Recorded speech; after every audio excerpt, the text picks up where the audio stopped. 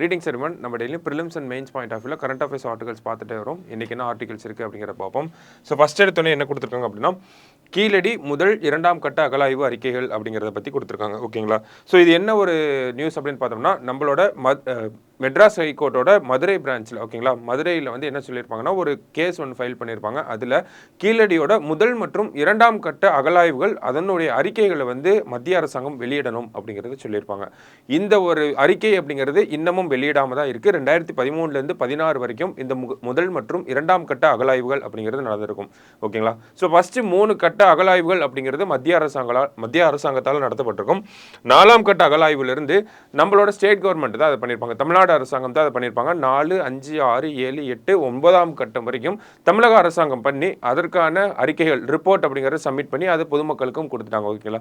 ஆனால் மத்திய அரசாங்கம் பண்ண அந்த அகலாய்வுகள் முதல் மற்றும் இரண்டாம் கட்ட அகலாய்வுகளோட ரிப்போர்ட் அப்படிங்கிறது யார் பண்ணியிருப்பாங்க, முதல்ல யார் பண்ணியிருப்பாங்க அப்படிங்கிறது தெரிஞ்சிருக்கணும். அமர்நாத் ராமகிருஷ்ணன் அப்படிங்கிறவர் தான் அந்த முதல் மற்றும் இரண்டாம் கட்ட அகலாய்வுக்கு வந்து இயக்குனராக இருந்திருப்பார், டைரக்டராக இருந்திருப்பார். ஓகேங்களா? ஸோ அவர் தலைமையில் அந்த ரிப்போர்ட் அப்படிங்கிறது ரெடி பண்ணிட்டாரு. 982 பேஜஸ் இருக்கக்கூடிய அந்த ரிப்போர்ட் மத்திய அரசாங்கத்துக்கிட்ட சமர்ப்பிச்சிட்டார். ஓகேங்களா? சப்மிட் பண்ணிட்டாரு. பட் ஸ்டில் மத்திய அரசாங்கம் சென்ட்ரல் கவர்மெண்ட் வந்து அதை இன்னும் வெளியிடலை. சரிங்களா? ஸோ அதை ரிலீஸ் பண்ணணும் அப்படிங்கிறதுக்காக மெட்ராஸ் ஹைகோர்ட்டோட மதுரை பெஞ்சில் வந்து ஒரு கேஸ் போட்டிருப்பாங்க. ஸோ அதுக்கு என்ன ஒரு தீர்ப்பு வந்திருக்கு அந்த ஒரு பேசிஸில் தான் இந்த ஆர்டிகல் பார்க்குறோம். சரிங்களா? ஸோ அதுக்கு அரசாங்கம் நீதிமன்றம் தரப்பில் என்ன சொல்லியிருப்பாங்க அப்படின்னா இந்த முதல் மற்றும் இரண்டாம் கட்ட அகலாய்வோட அந்த ரிப்போர்ட்டை வந்து அரசாங்கம் இன்னும் 9 மாதத்துக்குள்ளே சப்மிட் பண்ணணும் அப்படிங்கிற ஒரு டெட்லைன் அப்படிங்கிறத கொடுத்துருக்காங்க. ஸோ அதுதான் இந்த ஒரு நியூஸில் நம்ம பார்க்குறோம். சரிங்களா? ஏன்னா முதல் மற்றும் இரண்டாம் கட்ட அகலாய்வுகளோட முடிவுகள் அப்படிங்கிறது ரொம்ப பெரிய ஒரு இம்பேக்ட் கிரியேட் பண்ணும் இந்தியன் ஹிஸ்ட்ரியில். சரிங்களா? ஸோ நம்ம முதலமைச்சர் வந்து ஒரு தடவை சட்டமன்றத்தில் பேசியிருப்பார். இந்தியாவோட வரலாறு அப்படிங்கிறது தமிழகத்திலிருந்து திருத்தி எழுதப்படும் அப்படிங்கிறது சொல்லியிருப்பார். எப்போ அப்படின்னா பொருணை சிவிலைசேஷன், பொருணை நகர நாகரிகத்தோட அந்த ஒரு கண்டுபிடிப்புகள் பற்றி பேசுகிறப்போ. சரிங்களா? ஸோ அந்த வகையில் பார்க்குறப்போ முதல் மற்றும் இரண்டாம் கட்ட அகலாய்வுகள் முடிவுகள் அப்படிங்கிறது நமக்கு ரொம்பவே தேவைப்படுது. அதில் நம்ம அந்த ரேடியோ கார்பன் பகுப்பாய்வு, ரேடியோ கார்பன் டேட்டிங் அப்படிங்கிறது சொல்லுவாங்க. ஸோ அதனுடைய முடிவுகளின் அடிப்படையில் இந்தியா மற்றும் தமிழகத்தோட வரலாறு அப்படிங்கிறத நம்ம மறுபடியும் மாற்றி எழுத முடியும். சரிங்களா? ஏன்னா நம்ம எவ்வளோ பழங்காலத்திலிருந்து நம்ம ஊரில் ஒரு நாகரிகம், நகர நாகரிகம் அப்படிங்கிறது இருந்திருக்கு. ஸோ அதுக்கும் சிந்து சமவெளிக்கும் என்ன ஒரு சம்மந்தம் இருக்குது, இந்த மாதிரியான விஷயங்கள் எல்லாம் அந்த ஒரு ரிப்போர்ட் கிடைச்சாதான் நம்மளால எக்ஸாக்டாக சொல்ல முடியும் அப்படிங்கிற காரணத்தினால தான் இந்த ஒரு விஷயத்தை வந்து சொல்லியிருக்காங்க. ஸோ இந்த ஒரு ரிப்போர்ட் அப்படிங்கிறது இன்னும் 9 months வந்துடும் அப்படிங்கிறது சொல்லியிருக்காங்க. ஸோ பார்ப்போம் என்ன அப்படின்னு. ஓகே, நெக்ஸ்ட் அடுத்த ஆர்டிக்கல்ல புதிதாக பிறக்கும் குழந்தைகளின் பெயரில் 10,800 ரூபாய் டெபாசிட் திட்டம் அப்படிங்கிறத சொல்லியிருக்காங்க. ஸோ உலக அளவில் இந்தியா தான் அதிக மக்கள் தொகை கொண்ட நாடாக இருக்காங்க. ஆனால் இந்தியாவுக்குள்ளே பார்த்தோம் அப்படின்னா ஒரு ரீஜனல் டிஸ்பாரிட்டிஸ் அப்படிங்கிறது இருக்குது. ஏன்னா ஒரு சில மாநிலங்கள் உத்தரப்பிரதேஷ், மகாராஷ்டிரா, மத்திய பிரதேஷ் போன்ற மாநிலங்களில் அதிகப்படியான மக்கள் தொகை அப்படிங்கிற அந்த ஒரு பெருக்கம் அப்படிங்கிறது இருக்குது. இருந்தாலும் இந்தியாவுக்குள்ளேயே சிக்கிம் போன்ற மாநிலங்களில் பார்த்தோம்னா ரொம்பவே குறைவான ஒரு மக்கள் தொகை அப்படிங்கிறது இருக்குது. ஓகேங்களா? ஸோ சிக்கிம் போன்ற மாநிலம், இந்த இடத்துல சிக்கிமை பற்றி தான் நம்ம பேச போகிறோம். சிக்கிம் மாநிலத்தோட மொத்த மக்கள் தொகையை பார்த்தோம்னா ஒரு 6 லட்சம் பேர் இருக்காங்க. ஓகேங்களா? சோ அங்க என்ன பண்றாங்க அப்படின்னா குழந்தை பிறப்புக்கு வந்து நிறைய ஊக்கம் அப்படிங்கறது கொடுக்குறாங்க, ஊக்குவிப்பு பண்ணப்படுது. என்ன அப்படின்னு பார்த்தோம்னா நமக்கு மகப்பேறு ஊதியம், மகப்பேறு காலகட்டத்தில் 2 மடங்கு ஊதியம் கொடுக்கறது, 365 நாட்களும் விடுமுறை கொடுக்கறது, முதல் முறையா தகப்பன் ஆகிறவங்களுக்கு 30 நாள் விடுமுறை கொடுக்கறது, இந்த மாதிரி பல திட்டங்களை வந்து சிக்கிம் அரசாங்கம் வந்து பண்ணிட்டே இருக்காங்க. எதுக்காக அப்படின்னா சிக்கிம் மாநிலத்தோட அந்த மக்கள் தொகையை உயர்த்தணும் அப்படிங்கிற ஒரு காரணத்துக்காக. சரிங்களா? சோ அந்த வகையில் இப்போ என்ன பண்ணிருக்காங்க அப்படின்னா புதுசா பிறக்கக்கூடிய குழந்தையின் பேர்ல 10,800 ரூபாய் டெபாசிட் பண்ண போறோம் அப்படிங்கறத அந்த மாநிலத்தோட முதலமைச்சர் அவர்கள் வந்து சொல்லியிருக்காங்க. ஸோ இந்த 10,800 ரூபாயை டெபாசிட் பண்ணிடுவாங்க. அந்த குழந்தை 18 வயசு ஆனதுக்கு அப்புறமா இந்த மணியை வந்து எடுத்து யூஸ் பண்ணிக்கலாம் அப்படிங்கிறத சொல்லியிருக்காங்க. ஸோ அந்த ஒரு திட்டத்தை யார் கொண்டு வந்திருக்காங்க அப்படிங்கிறத நமக்கு கேள்வியாக வரும். யார் அப்படின்னு பார்த்தோம்னா சிக்கிம் அரசாங்கம் தான் கொண்டு வந்திருக்காங்க. அடுத்தது பார்த்தோம் அப்படின்னா நமக்கு ஜல்சக்தி அமைச்சகம் அப்படிங்கிற சொல்லியிருக்காங்க. ஸோ ஜல்சக்தி அமைச்சகம், ஜல்சக்தி மினிஸ்ட்ரி, வாட்டர் மினிஸ்ட்ரி அப்படிங்கிற சொல்கிறோம். இவங்க போன வருஷம் ஒரு கணக்கெடுப்பு நடத்தியிருப்பாங்க. இந்தியாவில் இருக்கக்கூடிய நீர்நிலைகளை வச்சு ஒரு கணக்கெடுப்பு நடத்தியிருப்பாங்க. ஸோ அந்த கணக்கெடுப்பின் தேவை இப்போதைக்கு எதுக்கு அதை எடுத்து பார்க்குறோம் அப்படின்னா நமக்கு கோடை காலம் அப்படிங்கிறது வரப்போகுது. ஸோ இந்தியாவோட நீர்நிலைகள், இந்தியாவில் அந்த வறட்சி, இந்தியாவில் நீரின் தேவை அப்படிங்கிறத பற்றிலாம் இப்போ பார்க்க போகிறோம். சரிங்களா? ஸோ அந்த ஒரு பின்னணியில் தான் அந்த ஒரு ஆர்டிக்கலை வந்து எழுதியிருப்பாங்க. ஸோ ஜல்சக்தி அமைச்சகம் வந்து போன வருஷம் இந்த ஒரு நீர்நிலைகள் பத்தின விஷயங்களை வந்து ஒரு டேட்டாவா கலெக்ட் பண்ணி வச்சிருப்பாங்க. ஓகேங்களா? சோ அந்த டேட்டால என்ன மாதிரியான விஷயங்கள் இருக்கும் அப்படின்னு பார்த்தோம்னா குட்டைகள், குளங்கள், ஏரிகள், நீர்த்தேக்கங்கள் குறித்த புள்ளி விவரங்கள், அவை இருக்கும் இடம், அவற்றின் பரப்பளவு, கொள்ளளவு உள்ளிட்ட அனைத்து விவரங்களும் பதிவு செய்யப்பட்டிருக்கின்றன. ஸோ ஒரு total database in terms of இந்தியாவில் இருக்கக்கூடிய வாட்டர் பாடிஸை பற்றி ஒரு டோட்டல் டேட்டாபேஸ் அப்படிங்கிறத வச்சிருக்காங்க. யார் அப்படின்னா ஜல்சக்தி மினிஸ்ட்ரி. அவங்க ஒரு சர்வே பேஸ் பண்ணி இதை வச்சிருக்காங்க. சரிங்களா? அடுத்தது அது மட்டும் அல்லாமல் அவற்றின் இப்போதைய நிலை, ஆக்கிரமிப்புகளின் அளவு, பயன்பாடு, கொள்ளளவு, அவை எந்த அளவுக்கு நிரம்புகின்றன என்பவை குறித்த தகவல்களை வழங்குகிறது அந்த கணக்கெடுப்பு. ஸோ எவ்வளோ வாட்டர் பாடிஸ் இருக்குன்றது மட்டும் சொல்லலை, அதில் என்ன இப்போ current state of that water body அப்படிங்கிறத சொல்கிறாங்க. எவ்வளோ என்க்ரோச்மெண்ட், ஆக்கிரமிப்பு எவ்வளவு நடந்திருக்கு, இந்த மாதிரி எல்லா டேட்டாஸும் அந்த ஒரு கணக்கெடுப்பில் வந்து கலெக்ட் பண்ணியிருக்காங்க அப்படிங்கிறத சொல்கிறாங்க. ஓகேங்களா?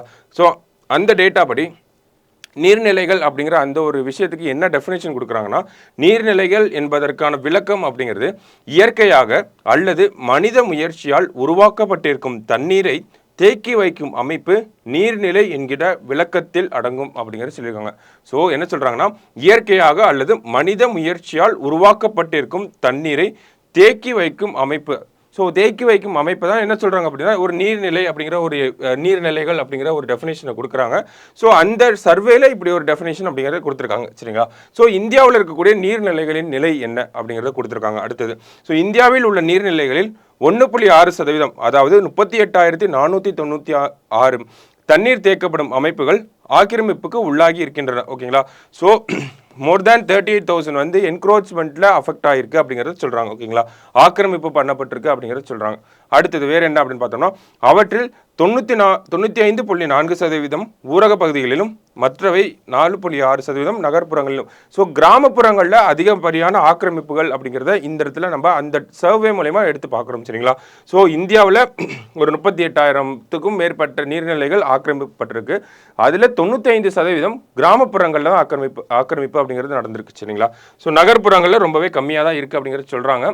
இந்தியாவிலே மேற்கு வங்கத்தில் தான் மிக அதிக அளவிலான குளங்களும் நீர்த்தேக்கங்களும் இருக்கின்றன. ஸோ இதெல்லாம் ஃபேக்சுவல் இன்ஃபர்மேஷன். மேற்கு வங்கத்தில் என்ன இருக்குது அப்படின்னு பார்த்தோம்னா அதிக அளவிலான லேக்ஸ் அண்ட் அந்த வாட்டர் பாடிஸ் அப்படிங்கிறது அதிகமாக இருக்குது அப்படிங்கிறது சொல்கிறாங்க.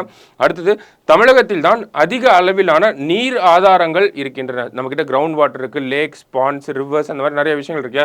ஸோ அதை தான் சொல்கிறாங்க, அதிக அளவிலான நீர் ஆதாரங்கள் யாருக்கிட்ட இருக்குன்னா தமிழகத்தில் இருக்குது அப்படிங்கிறது சொல்கிறாங்க. நீர் மேலாண்மை திட்டங்களில் மகாராஷ்டிரம் முதலிடம் வகிக்கிறது அப்படிங்கிறது சொல்கிறாங்க. ஸோ வாட்டர் மேனேஜ்மெண்ட் ப்ராஜெக்ட்ஸில் யார் ஃபர்ஸ்ட்டாக இருக்காங்கன்னா மகாராஷ்டிரா ஃபர்ஸ்ட்டாக இருக்காங்க. ஸோ இது மூணுமே டேட்டா பாயிண்ட்ஸாக இருக்குது நமக்கு இன் டர்ம்ஸ் ஆஃப் அந்த ஜல்சக்தி மினிஸ்ட்ரியோட ரிப்போர்ட்டை வச்சு நம்ம இதெல்லாம் சொல்கிறோம். சரிங்களா? ஸோ உலக மக்கள் தொகையில் 18% இருக்கும் இந்தியாவில் நல்ல தண்ணீரின் பங்கு வெறும் 4% மட்டுமே அப்படிங்கிறது சொல்கிறாங்க. ஸோ வேர்ல்டு பாப்புலேஷனில் நம்மளோட பெர்சன்டேஜ் அப்படிங்கிறது 18% இருக்கும். 18% ஆஃப் வேர்ல்டு பீப்புள் இந்தியாவில் தான் இருக்காங்க. ஆனால் அந்த அவங்களுக்கு இருக்கக்கூடிய அந்த வாட்டர் சப்ளைஸ் அப்படிங்கிறது வெறும் 4% தான் இருக்குது. அந்த 4%மே பார்த்தோம்னா நமக்கு அதிகமாக விவசாயங்களில் பயன்படுது அப்படிங்கிறத கொடுத்துருப்பாங்க. ஓகேங்களா? அந்த 4% தான் நமக்கு வாட்டர் யூசேஜ், வாட்டர் அவைலபிலிட்டியே 4% தான் இருக்குது. அதுலேயும் பிரதானமாக நம்ம எதுக்கு செலவு பண்ணுறோம் அப்படின்னா விவசாயத்துக்கு தான் செலவு பண்ணுறோம். மீதமுள்ள விஷயங்களுக்கு வெறும் என்ன சொல்கிறது, மீதமுள்ள 20% மட்டுமே மக்களின் அன்றாட தேவைக்கு, தொழிற்சாலைகளின் தேவைக்கும் பயன்படுகிறது அப்படிங்கிறது சொல்கிறாங்க. ஓகேவா? ஸோ என்ன சொல்கிறாங்க அப்படின்னா இந்தியாவில் இருக்கக்கூடிய அந்த பங்கு அப்படிங்கிறது 4% தான். அந்த 4%லேயே அதிகமாக நம்ம விவசாயத்துக்கு தான் பயன்படுத்துகிறோம். அதுக்கப்புறமா தான் இதர விஷயங்களுக்கு பயன்படுத்துகிறோம் அப்படிங்கிறத சொல்கிறாங்க. ஓகேங்களா? ஸோ பல்வேறு நீர் ஆதாரங்களில் கிடைக்கும் தண்ணீரில் ஏறத்தாழ 70% மனித பயன்பாட்டுக்கு உகந்ததாக இல்லை என்பது மிகப்பெரிய சோகம் அப்படிங்கிறது சொல்கிறாங்க. ஓகேங்களா? ஸோ இந்தியாவில் வாட்டரோட ரிசோர்சஸ் அப்படிங்கிறது அதிகமாக இருக்குது. அப்படி இருந்தாலுமே அது மனித பயன்பாட்டுக்கு உகந்ததாக இல்லை அப்படிங்கிறத சொல்கிறாங்க. வாட்டர் பாடிஸோட எண்ணிக்கை அப்படிங்கிறது அதிகமாக இருக்குது. பட் ஸ்டில் நம்ம அதை ஹியூமன் யூசேஜுக்காக எடுத்துக்க முடியாது அப்படிங்கிறத சொல்கிறாங்க. ஏன்னா அது சலைன் வாட்டராக இருக்கலாம், இல்லை வேறு ஏதாவது வாட்டராக இருக்கலாம். ஸ்டில் அது வாட்டர் தான், ஆனால் அது ஹியூமன் ஆக்டிவிட்டீஸ்க்கு நம்மளால யூஸ் பண்ணிக்க முடியாது அப்படிங்கிறது சொல்கிறாங்க. ஓகேங்களா? ஸோ இந்த வகையில் இருக்கப்போ இந்தியாவோட நீர்நிலைகளை பற்றி ஜல்சக்தி மினிஸ்ட்ரி வந்து ஒரு ரிப்போர்ட் எடுக்கிறாங்க. அந்த ரிப்போர்ட்டில் எப்படி நீர்நிலைகள்லாம் இருக்குது, என்ன மாதிரியான என்க்ரோச்மெண்ட்ஸ்லாம் போயிருக்கு, ஸோ அதுக்கப்புறமா நீர்நிலைகளோட அந்த அளவு எவ்வளவு தண்ணீர் அப்படிங்கிறது இருக்குது, அதை எப்படி பயன்படுத்துகிறோம், விவசாயத்துக்கு எப்படி இருக்குது, மற்ற விஷயங்களுக்கு எப்படி இருக்குது, எவ்வளோ வாட்டர் இருந்தாலும் அது ஹியூமன் ஆக்டிவிட்டிஸ்க்கு யூஸ் பண்ண முடியாத ஒரு நிலையும் இருக்குது. ஸோ இந்த வகையில் தனி மனித பயன்பாடு அப்படிங்கிறது எப்படி இருக்குது, பர்சனல் பெர் கேபிட்டா யூசேஜ் அப்படிங்கிறது எப்படி இருக்குன்றதை பார்ப்போம். ஜல்சக்தி அமைச்சகத்தின் நீர்நிலைகள் கணக்கெடுப்பு மட்டுமல்லாமல் மத்திய தண்ணீர் ஆணையம் சென்ட்ரல் வாட்டர் கமிஷன் அப்படிங்கிறது சொல்கிறோம் சில புள்ளி விவரங்களை வழங்கி இருக்கிறது. அதன் அடிப்படையில் இந்தியாவில் தனி மனித பயன்பாட்டுக்கான தண்ணீரின் அளவு அரசு நிர்வாகத்திற்கு மிகப்பெரிய அச்சத்தை ஏற்படுத்தி இருக்கிறது அப்படிங்கிறத சொல்றாங்க. ஸோ பெர் கேபிட்டா வாட்டர் அப்படிங்கிறது ஒரு பெரிய ரிஸ்கா ஒரு ஒரு கன்சர்னா வந்திருக்கு அப்படிங்கிறத சொல்றாங்க. ஏன் அப்படின்றத பார்ப்போம். 1951 ஒரு தனிநபருக்கு 500 கியூபிக் மீட்டர்ஸ் ஆஃப் வாட்டர் இருக்கு அப்படிங்கிற ரிப்போர்ட் நம்ம கையில் இருக்கு. அதே ஒரு விஷயத்த நம்ம 2021 பொருத்தி பார்த்தோம் அப்படின்னா ஒரு தனிநபருக்கு 1486 கியூபிக் மீட்டர்ஸ் ஆஃப் வாட்டர் தான் அவைலபிளா இருக்கு அப்படிங்கிறத சொல்றாங்க. ஓகேங்களா? ஸோ அப்போ நம்மளோட அந்த பெர் கேபிட்டா யூசேஜ் அப்படிங்கிறது பாப்புலேஷன் இன்க்ரீஸ் ஆக வாட்டர் யூசேஜ் அப்படிங்கிறது கம்மியாயிட்டே வருது இந்த இடத்துல நம்ம பார்க்குறோம். சரிங்களா? ஸோ அப்போ இதுக்கு நம்ம இந்த ஒரு ஆர்டிக்கல்ல என்ன சொல்ல வராங்க அப்படின்னு பார்த்தோம்னா இந்தியாவோட நீர்நிலைகள் தனி மனிதர்களுக்கு எவ்வளவு தேவைப்படுது. அப்போ இந்தியாவில் நீர்நிலைகள் அதிகமாக இருந்தாலும் அதில் அதிகப்படியான அந்த தண்ணீரை நம்ம விவசாயத்துக்கு பயன்படுத்துகிறோம். சில தண்ணிகளை நம்மளால மனிதனோட ஹியூமன் ஆக்டிவிட்டிஸ்க்கு பயன்படுத்த முடியாமல் இருக்குது. ஸோ இந்த மாதிரி ஒரு ஸ்டேட்டில் நமக்கு தனி மனிதருக்கான நீர் தேவையும் அதிகமாக இருக்குது. ஆனால் தனி மனிதனுக்கான நீரின் அளவு அப்படிங்கிறது கம்மியாக இருக்குது. ஓகேங்களா? ஸோ அப்போ இப்போ என்ன பண்ண போகிறோம் அப்படின்னு பார்த்தோம்னா இந்த கோடை காலம் அப்படிங்கிறது கொஞ்சம் வறட்சியாக ரொம்ப வெயில் அடிக்கிற மாதிரி தான் இருக்கும். ஏன்னா போன வருஷம் ஹாட்டஸ்ட் இயர் அப்படிங்கிறத சொல்லியிருப்பாங்க. அது வருஷம் இனிமேல் மாறும் அப்படிங்கிறத நம்ம எதிர்பார்க்கலாம். இதுக்கப்புறம் வரக்கூடிய அந்த சம்மர் சீசன் எல்லாமே ஹாட்டாக தான் இருக்கும் அப்படிங்கிறத சொல்லியிருக்காங்க. ஸோ அந்த வகையில் நீரின் தேவை அப்படிங்கிறது இதுக்கப்புறம் இந்தியாவிலும் சரி தமிழகத்திலையும் சரி எல்லா ஊர்லேயும் சரி நீரின் தேவை அப்படிங்கிறது அதிகரிச்சுட்டே இருக்கும். ஆனால் நம்மக்கிட்ட நீரின் அளவு அப்படிங்கிறது கம்மியாகவே இருக்குது. அப்போது மழையின் தேவை அப்படிங்கிறது நமக்கு இந்த இடத்துல ஒரு முக்கியமான விஷயமா இருக்குது. மழை நீரை சேமிக்கிறது ஒரு முக்கியமான விஷயமா இருக்குது. கடல் நீரை சுத்திகரித்து நம்ம நல்ல குடிநீராக மாற்றுறது ஒரு முக்கியமான விஷயமா இருக்குது. சுத்திகரிப்பு நிலையங்களோட பங்கு அப்படிங்கிறது ரொம்ப பெரிய ரோலாக இருக்குது. ஸோ அப்போ இந்த மாதிரியான விஷயங்களில் அரசாங்கம் இன்வெஸ்ட் பண்ணும். நீரின்றி அமையாது உலகு அப்படிங்கிறத சொல்கிறாங்க வள்ளுவர். ஸோ அந்த மாதிரி நீர் அப்படிங்கிறது ஒரு அடிப்படையான விஷயமா இருக்குது. அதில் அரசாங்கம் ஒரு இன்வெஸ்ட்மெண்ட்டை கொடுக்கணும். அதிகப்படியான இன்வெஸ்ட்மெண்ட் தேவைப்படுது. ஏன்னா நீரோட அளவு கம்மியாயிட்டே போகுது. அதை இப்போலேருந்தே அட்ரஸ் பண்ண ஆரம்பித்தாதான் நமக்கு அந்த ஒரு கரெக்டான நீரின் அளவு அப்படிங்கிறத நம்ம கரெக்டான ஸ்டேட்டுக்கு கொண்டு வர முடியும். பாப்புலேஷனுக்கு ஏற்ற மாதிரி அந்த நீரின் அளவை வந்து நம்ம எடுத்துகிட்டு வர முடியும். அதுக்கு இப்போவே அரசாங்கங்கள் செயல்பட ஆரம்பிக்கணும் அப்படிங்கிறதான் இந்த ஒரு ஆர்டிக்கல்லேருந்து நம்ம புரிஞ்சுக்கிற விஷயமா இருக்குது. சரிங்களா? ஸோ இதெல்லாம் தான் இன்றைக்கி நியூஸ் பேப்பரில் இருந்த முக்கியமான விஷயங்களாக இருந்துச்சு. நமக்கு ஒரு 3 இம்பார்ட்டன்ட் ஆர்டிக்கல் பார்த்துருக்கோம். நாளைக்கு இன்னொரு டிஎன்ஏ அனாலிசிஸில் மீட் பண்ணலாம். தேங்க்யூ.